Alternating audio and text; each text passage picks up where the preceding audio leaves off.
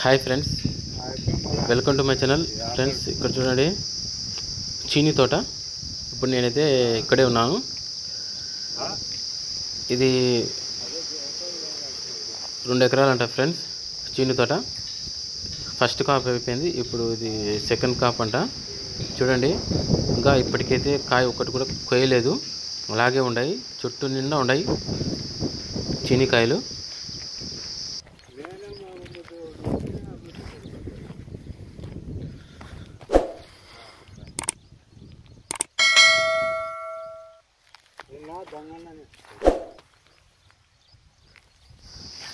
ఈ చెట్టు చూడండి, కాయలు అయితే యాలబడి ఉన్నాయి. ఈ బరువుకు చెట్టు వంగిపోయింది. చూడండి, కింద కాయలు అనేది భూమికి తాకుతున్నాయి.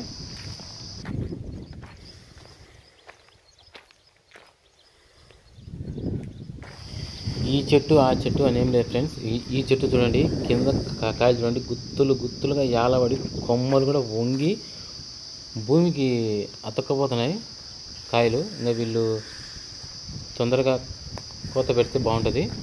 ఇంకా ఈ చెట్టు చూడండి, ఆకులు అనేది లేవు, ఎటు చూసినా కాయలే.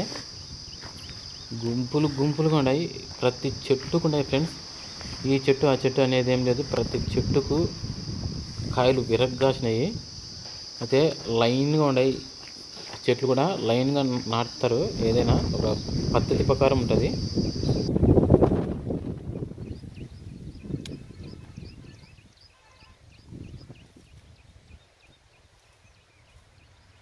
ఇక్కడ చూడండి, ఈ గుత్తి చూస్తానే నాకేం చేయాలో అర్థం కాలేదు.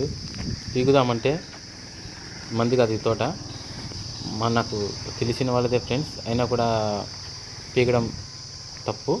ఇక్కడ ఒక ఆయన ఉన్నాడు, ఒక పెద్ద ఆయనతో మాట్లాడినాక ఆ తర్వాత పీకుతాను. ఇప్పుడైతే ఆయనతో మాట్లాడే వచ్చాను, బట్ మనము అడగకుండా పీక్కోకూడదు కదా.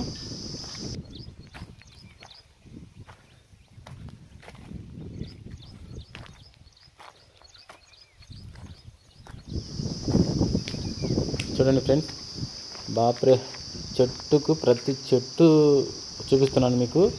ఈ చెట్టు కాయలు లేదే అనేది అవకాశం లేదు. ప్రతి చెట్టుకు విరగ్గాసినాయి కాయలు, యాలబడి ఉన్నాయి. బట్ రైతులు మటుకు ఏ విధంగా ఇంత బాగున్నా కూడా గిట్టుబాటు ధర అయితే ఉండదు.